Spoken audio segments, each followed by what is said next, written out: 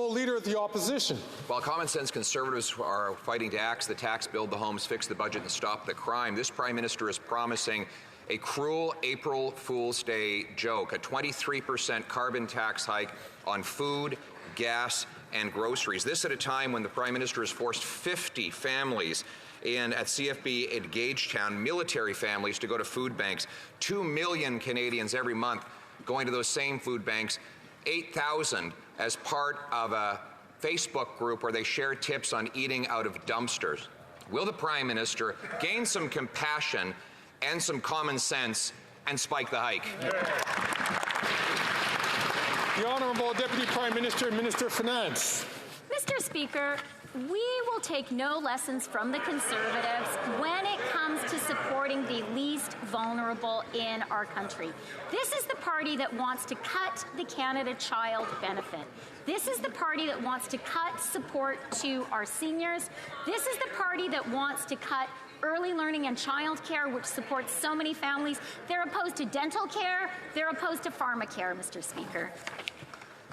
Honourable Leader of the Opposition. Fear and falsehoods to distract from the fact that after 8 years of this Prime Minister, he's not worth the cost, and neither is his carbon tax, which will cost the average Ontario family this coming year $1,674.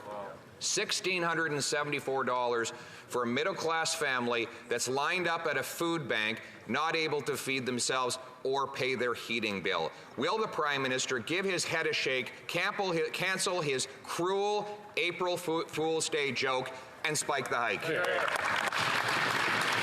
The Honourable Deputy Prime Minister and Minister of Finance. Mr. Speaker, no one here is surprised to hear the Conservative leader talk about fear and falsehoods, because that is what he traffics in every single day. It's his area of personal expertise.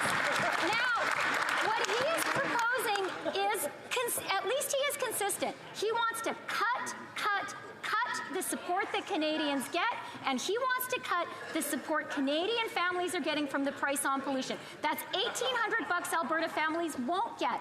That's $1,120 Ontario families won't get. Cut. All they know how to do. Excellent. The Honourable Leader of the Opposition.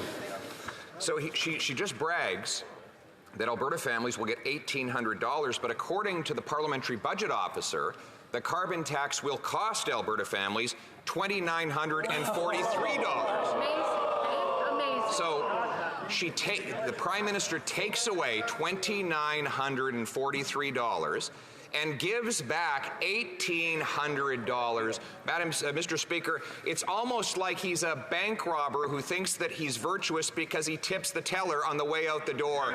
Why won't he spike the hike? The Deputy Prime Minister and Minister of Finance.